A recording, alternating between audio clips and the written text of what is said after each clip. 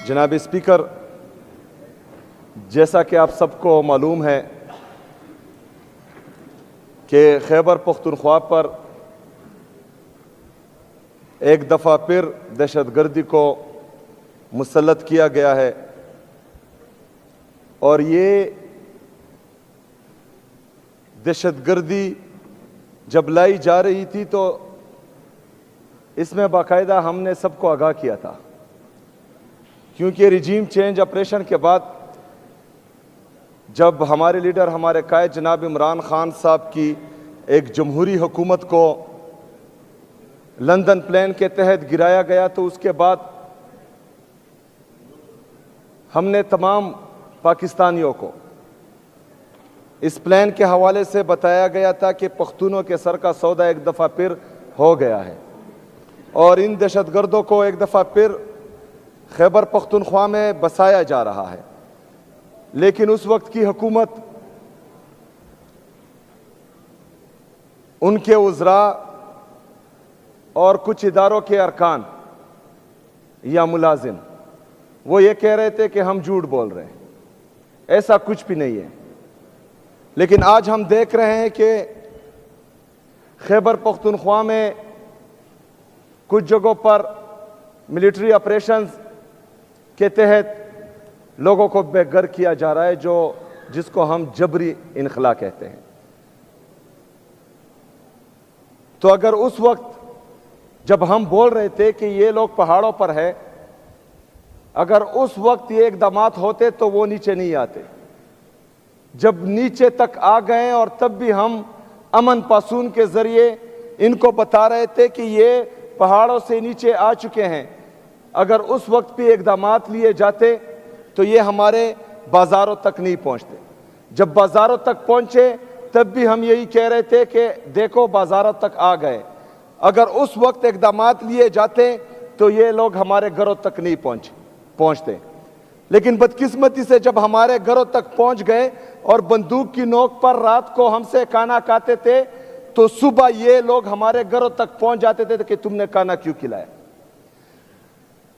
अगर हमारे पख्तून जिनसे बंदूक की नोक पर एक साइड पर जो लोग खाना जबरदस्ती लेते थे, ना खिलाते तो वो मार देते, जब खाना खिलाते थे तो सुबह जो है हमारे आर्म्ड फोर्सेस के, सिक्योरिटी फोर्सेस के लोग पहुंच जाते कि तुमने खाना क्यों खिलाया। नहीं खिलाते तो वो मारते हैं, खिलाते हैं तो ये मारते हैं, हम जाएं कहां। लेकिन बदकिस्मती से हमारी बातों पर गौर नहीं किया गया, सीरियस नहीं लिया गया। हमें झूठा कहा गया, हमें यह कहा गया कि ये प्रोपेगेंडा कर रहे हैं, लेकिन इनको क्या, खून तो मेरे पख्तूनों का गिर रहा है। जो बदकिस्मती से एक माइंड सेट के लिए जो 78 साल से इस मुल्क पर काबिज हैं, उसके लिए मेरे पख्तून का, मेरे कबायली का खून बहुत सस्ता है। वो हमारे खून को खून समझते ही नहीं है। हमारे पख्तूनों, हमारे कबायलों को, खून को ये पानी से भी सस्ता समझते हैं, इसलिए उस वक्त ध्यान नहीं दिया गया। जब 14,000 इंटेलिजेंस बेस्ड ऑपरेशन के बाद, 22 बड़े मिलिट्री ऑपरेशन के बाद यहां पर अमन नहीं आ रहा, तो यह कसूर हमारा नहीं है, यह कसूर सूबाई हुकूमत का नहीं है, यह कसूर सियासी और मजहबी जमातों का नहीं है, यह कसूर पख्तूनों का नहीं है, यह कसूर है बंद कमरों के फैसलों का, जो हमेशा से इस मुल्क पर मुसल्लत होते आ रहे हैं। यहां पर इस छत तले स्पीकर साहब आपकी सरबराही में तमाम सियासी और मजहबी जमातें खैबर पख्तूनख्वा की, हर मकतबा फिक्र के लोग यहां पर बैठे थे। उन्होंने 15 नुकाती एजेंडा फाइनल किया, जिसमें एक नुक्ता यह था कि मिलिट्री ऑपरेशन किसी भी मसले का हल नहीं है। उस पर तमाम सियासी और मजहबी जमातों, तमाम हर मकतबा फिक्र के लोगों के साइन मौजूद हैं। उन्होंने कहा कि मिलिट्री ऑपरेशंस किसी मसले का हल नहीं है। इन्होंने जबरी जो है मेरे तिरा, मेरे आबाई गांव से लोगों का इनखला, जबरी इनखला किया। मतलब हम एक तरफ तमाम सूबे की अवाम कह रहे हैं कि मिलिट्री ऑपरेशन किसी मसले का हल नहीं है, दूसरी तरफ ये जो है लोगों को जबरी इनखला करने पर मजबूर करते हैं। अच्छा, उस वक्त मजबूर करते हैं जब बर्फबारी हो रही है। इस बर्फबारी में मैं चीखता रहा, मैं चिल्लाता रहा कि इस वक्त जहां पर आप मिलिट्री ऑपरेशन करने जा रहे हैं वहां पर जानवर भी नहीं रह सकते। आपका इरादा दहशतगर्दी या दहशतगर्दों का खात्मा नहीं है। आपका इरादा है सूबाई हुकूमत को या मुझे नीचा दिखाने के लिए। लेकिन एक प्लान ये बनाते हैं और एक प्लान मेरे रब का है, और बेहतरीन प्लान जो है वो मेरे रब का होता है। जनाब स्पीकर, इन्होंने पहले इल्जाम लगाया कि स्मगलर हैं, फिर इल्जाम लगाया कि दहशतगर्द हैं। दोनों बयानियों में इनको मुंह की कहानी पड़ी, क्योंकि पूरे पाकिस्तानियों को पता है कि ये झूठ बोल रहे हैं। पूरे पाकिस्तानियों ने इमरान खान साहब की इस सिपाही को जो इज्जत दी वो पूरी दुनिया ने देखी, वो किसी से ढकी छुपी नहीं है। क्यों? क्योंकि आज भी पूरा पाकिस्तान सिर्फ पाकिस्तान का वाहिद लीडर इमरान अहमद खान नियाजी को समझते हैं। अल्हम्दुलिल्लाह। इन्होंने इल्जामात लगाए, इन्होंने मुझे डराने की कोशिश की, मुझे दबाने की कोशिश की, लेकिन अल्हम्दुलिल्लाह जहां पर मैं खड़ा था यहां पर मैं खड़ा हूं, और इंशाअल्लाह ताला अपने अवाम के साथ मैं खड़ा रहूंगा। ना मुझे कोई अपने नजरिए से 1 इंच पीछे हटा सकता है, ना ही कोई मेरे अवाम या मेरे सूबे के इंटरेस्ट से 1 कदम भी मुझे पीछे नहीं हटा सकता, और किसी में इतनी जुर्रत नहीं है कि वो मुझे पीछे हटाए। जो मेरा मौकफ था वो मेरा है, और इंशाअल्लाह ये मौकफ मेरा रहेगा। जनाब स्पीकर, जब दोनों बयानियों में इनको मुंह की कहानी पड़ी तो इन्होंने फैसला किया कि तिरा में मिलिट्री ऑपरेशन होना चाहिए। हालांकि वहां पर बर्फबारी थी, वहां पर जो है इस वक्त कोई जानवर भी नहीं रह सकता, ये मैं बार बार कह रहा हूं, लेकिन उसके बावजूद ये बज़िद थे मुझे खराब करने के लिए, क्योंकि इनका इरादा था कि जब लोगों का जबरी इनखला होगा तो लोग जो हैं इसके पीछे या हुकूमत से मुनहरिफ होंगे और वो जो है इनसे नाला हो जाएंगे।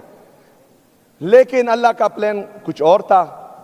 जब जबरी इनखला हुआ तो मैं तिरा के अवाम के पास गया, तिरा के अवाम ने मुझे प्यार दिया, उन्होंने मुझे इज्जत दी, क्योंकि उनको पता है कि सूबाई हुकूमत नहीं, ये बंद कमरों के फैसले हैं जो हमें जबरी इनखला पर मजबूर कर रहे हैं। उनको पता है कि सूबाई हुकूमत अगर हमें कंपनसेशन की मद में 4 अरब रुपए दे रही है, ये वो यहां पर डेवलपमेंट स्कीम में, अस्पतालों में, यूनिवर्सिटीज में, कॉलेज में, स्कूलों में, रोड्स में भी लगा सकते थे, लेकिन नहीं, क्योंकि बंद कमरों के फैसले जो हैं वो कुछ और चाह रहे हैं। वो खैबर पख्तूनख्वा को लिबार्ट्री बनाना चाह रहे हैं, बल्कि लिबार्ट्री इन्होंने समझ रखी है।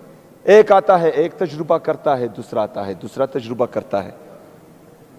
लेकिन यहां पर पाकिस्तान तहरीक इंसाफ की हुकूमत है, यहां पर इमरान खान साहब की हुकूमत है, यहां पर अल्हम्दुलिल्लाह इस दफा इमरान खान के सिपाही आए हैं, वो बंद कमरों के फैसले भी मुसल्लत नहीं होने देंगे, और अगर कोई बदमाशी से, जोर जबरदस्ती से, डंडे की जोर पर, बंदूक की नोक पर यहां पर मुसल्लत करना चाहेगा तो इंशाअल्लाह ताला हम उनके खिलाफ खड़े होंगे इंशाअल्लाह ताला। जनाब स्पीकर, इस बर्फबारी में, शदीद बर्फबारी में इनसे तो गलती हो गई, लोगों का जबरी इनखला इन्होंने किया। फिर अभी इनको समझ नहीं आ रही थी कि जो चीज, क्योंकि बंद कमरों के फैसले हमेशा इस तरह होते हैं, उससे नुकसान ही होता है, इनका भी नुकसान होता है और कौम का भी नुकसान होता है। जब इनको मालूम पड़ा कि इन्होंने जो बंद कमरों में मंसूबा साजी की थी वो इनके गले पड़ रही है, इन्होंने कल एक प्रेस रिलीज जारी की जनाब स्पीकर, और ये प्रेस रिलीज आज मैं फिर फ्लोर ऑफ द हाउस कह रहा हूं कि ये सूबाई हुकूमत और इदारों, सूबाई हुकूमत और वफाकी हुकूमत के दरमियान तसादुम का परवाना है। जनाब स्पीकर, ये परवाना सिर्फ हमारे खिलाफ जारी नहीं हुआ, जो 24 रुकनी कमेटी इन्होंने बनाई थी, ये उनका भी डेथ वारंट है, क्योंकि उसमें इनका जिक्र है। लोग अब उन 24 रुकनी कमेटी को अपना दुश्मन समझेंगे। एक तरफ लोग समझेंगे, दूसरी तरफ कुछ और लोग जो लाए गए हैं वो भी समझेंगे। अच्छा, एक तरफ तो ये 24 रुकनी कमेटी के साथ, हालांकि उनको डराया गया, धमकाया गया, दबाया गया और उसके बावजूद उनसे साइंस लिए गए। अभी जो हैं कुछ दिनों में उनके वीडियोस भी आएंगे, क्योंकि उनको डराया और धमकाया जा रहा है कि सूबाई हुकूमत के खिलाफ आप बयानात दें, लेकिन हम उनको कुली चूट देते हैं, क्योंकि ये जालिम है, कर सकते हैं जुल्म। अगर वो फर्ज करें हमारे खिलाफ बयान देते हैं और इससे इनकी जान छूटती है तो बेशक दे दे, क्योंकि उनको मुसलसल डराया और धमकाया जा रहा है। जनाब स्पीकर, एक तरफ तो उनको मसलों में घेर दिया, उनके डेथ वारंट तकरीबन इन्होंने इशू कर दिए। दूसरी तरफ इनके जो नुमाइंदा है कोर कमांडर पिशावर और IGFC, उन पर इन्होंने अदम एतमाद का इजहार किया है। जो थोड़ा बहुत लोगों का एतमाद बहाल हो रहा था, वो भी इन्होंने जायल कर दिया इस प्रेस रिलीज से, क्योंकि जितने भी जरगे हुए हैं, जितनी भी मीटिंग्स हुए हैं, इनमें बाकायदा कोर कमांडर और IGFC उनका हिस्सा थे। तो एक तरफ 24 रुकनी कमेटी जो इन्होंने बनाई थी, उनके खिलाफ इन्होंने प्रेस रिलीज के जरिए डेथ वारंट इशू किया, दूसरी तरफ जो है अपने IGFC और कोर कमांडर के खिलाफ इन्होंने अदम एतमाद का वारंट इशू कर दिया। जनाब स्पीकर, इससे होगा क्या?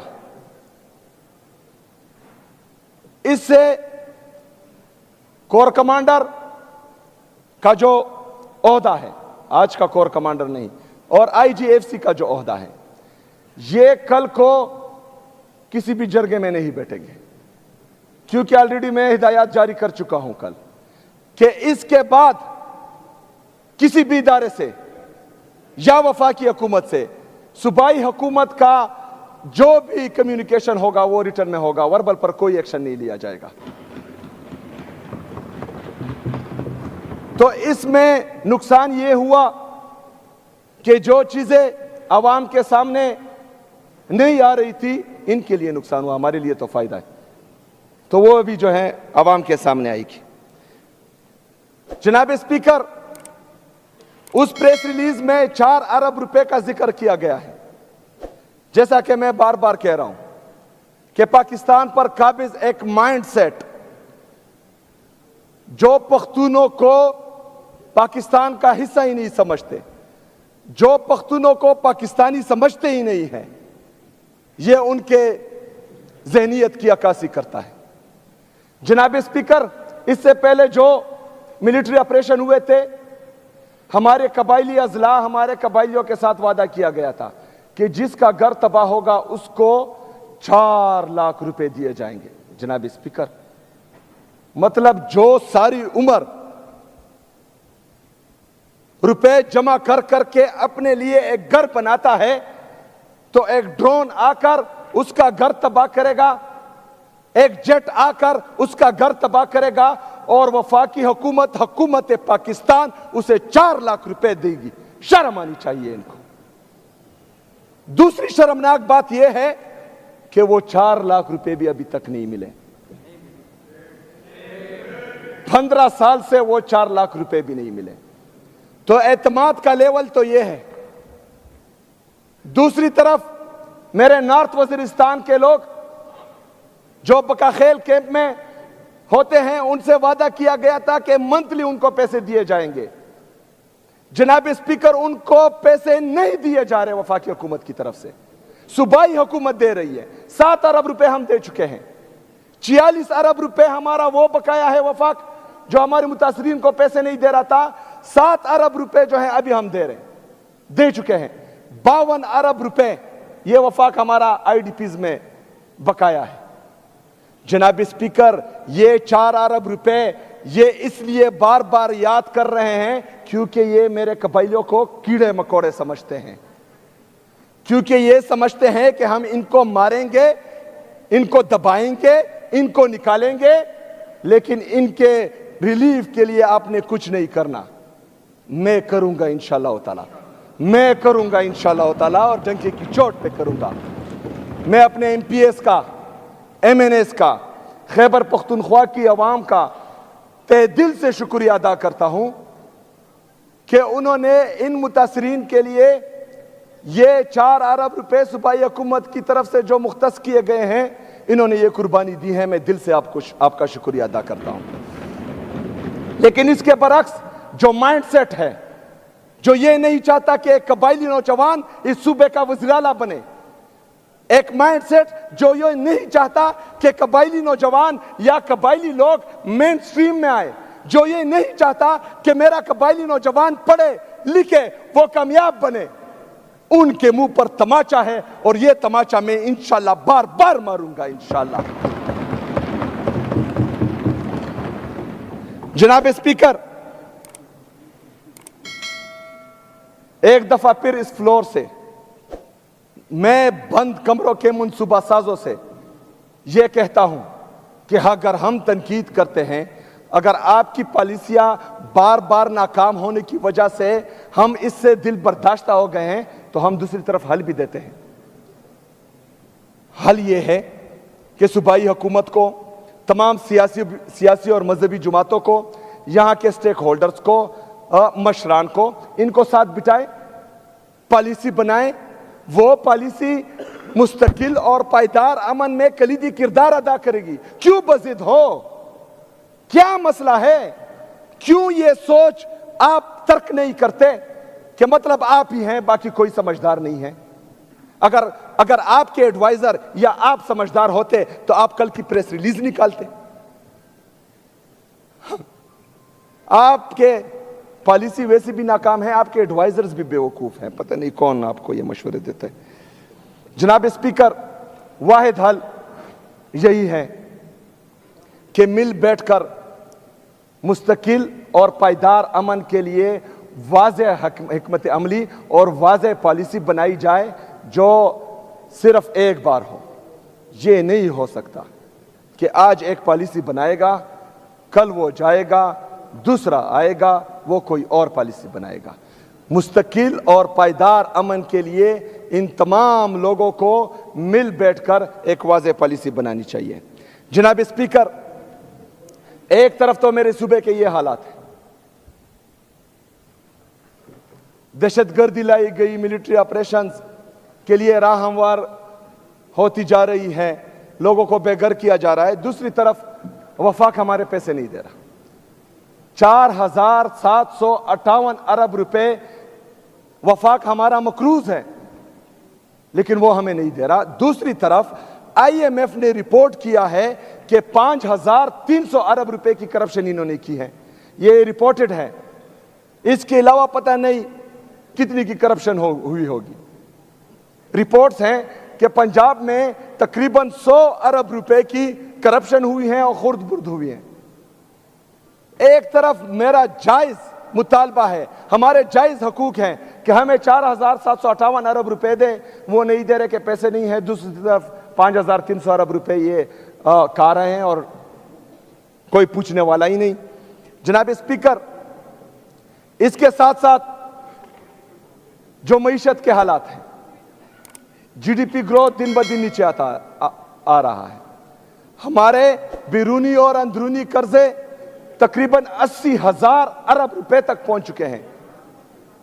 जनाब स्पीकर, 80,000 अरब रुपए, हमारा टोटल GDP 1,12,000 अरब रुपए है। हमारे टोटल कर्जे 80,000 अरब रुपए हैं।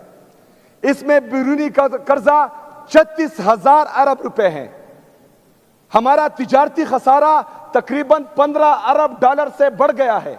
हमारे फॉरेन रिजर्व 20 अरब डॉलर हैं। इसमें आपके बाहर के दोस्तों के पैसे हैं, के डॉलर्स हैं। अगर वो आज वापस ले लें तो आपकी डॉलर की कीमत 280 रुपए से बढ़कर 400 रुपए से बढ़ जाएगी। इसका मतलब यह है कि 36,000 अरब रुपए का यह कर्जा आपके 50,000 अरब रुपए क्रॉस कर देगा। मतलब आपका कर्जा जो है जीडीपी को टच कर रहा है, यानी आपका मुल्क दिवालिया होता जा रहा है। आपके नौजवान मुल्क छोड़कर भाग रहे हैं, आपका इंडस्ट्रियलिस्ट मुल्क छोड़कर भाग रहा है, अपनी इंडस्ट्रीज बंद कर रहा है, आपका एग्रीकल्चर में किसान दिन ब दिन खुदकुशियां कर रहा है। ये सारे मसले पाकिस्तान में ही हैं, लेकिन कुछ लोगों के इंटरेस्ट देखें, सारे इदारे सिर्फ और सिर्फ इमरान खान को नीचा दिखाने के लिए, उसको जो है जेल में बंद रखने के लिए, उनकी अहलिया को जेल में बंद रखने के लिए, उनकी बहनों पर रात के अंधेरे में जहरीला पानी छोड़ दिया जाता है, उनको मारा जाता है, उनको सड़क पर गिराया जाता है। हमारे जो असीरान हैं, जो कोट लखपत जेल में हैं, उनको जो है कैदो बंद की सोबतें बर्दाश्त करनी हो रही हैं। मजीद हमारे सहाफियों पर जो है वो कतगन लगाई जा रही हैं, हमारे वकला को उठाया जा रहा है, अगवा किया जा रहा है, लेकिन हमारे इदारों को पाकिस्तान की कोई फिक्र नहीं।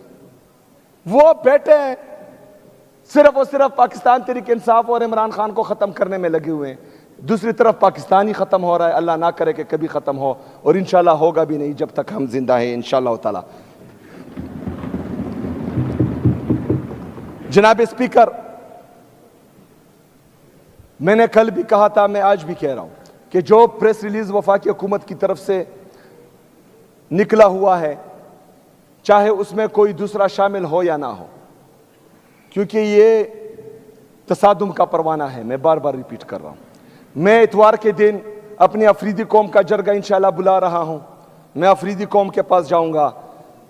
इतवार के दिन मैं पख्तून कौम के पास फिर जाऊंगा, तमाम पख्तून कौम को इकट्ठा करूंगा और उसका जरगा बुलाऊंगा इंशाल्लाह ताला, अगर ये नोटिफिकेशन माफी के साथ कल वापस नहीं लिया गया। बहुत शुक्रिया, बहुत मेहरबानी। वमा अलैना इल्लल बलाग।